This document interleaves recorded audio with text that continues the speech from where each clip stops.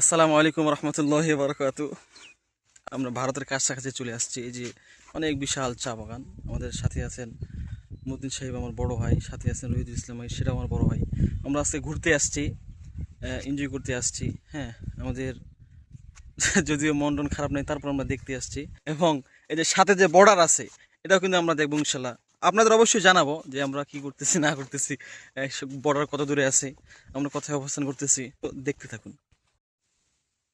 আমরা এখন চলে আসছি ভারতের জমিনের এখানে। তো এটা যদি আমরা বলতে যাই তাহলে আপনাকে এভাবে বলতে হবে, এই ভারতের এরিয়াটা ছিল, বর্তমানে আমরা ভারতের জমিনে আছি। এর এরিয়াটা ছিল আগে একটা গ্রাম ছিল। তো যখন তার ঘেরা হয়নি বা বর্ডার দেয়নি, তখন এখানে গ্রাম ছিল। যে সাথে আপনি দেখতে পারতেছেন কিনা আমি জানি না, একটা মসজিদ আছে। মসজিদটা আমি দেখানোর চেষ্টা করতেছি। ওখানে একটা মসজিদ আছে, দেখা যাচ্ছে না ক্যামেরার মধ্যে। তো যখন তার ঘেরা হয় তখন এখানে গ্রামের মানুষগুলো ভিতরে চলে গেছে। এখন এই জমিটা আপনাদের ভারতের মানুষগুলো আবাদ করতেছে। এই যে সাথে একটা নদীও আছে, ছোট্ট পরিসরে মাছ মাঝে মাঝে পাওয়া যায়, আবার মাঝে মাঝে পাওয়া যায় না। হ্যাঁ, তো এই এই এই গরুগুলো, এগুলা কি গরুর বাংলাদেশে নাকি?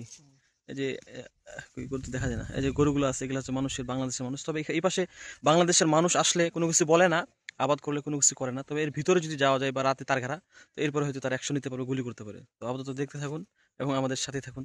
আসসালামু আলাইকুম।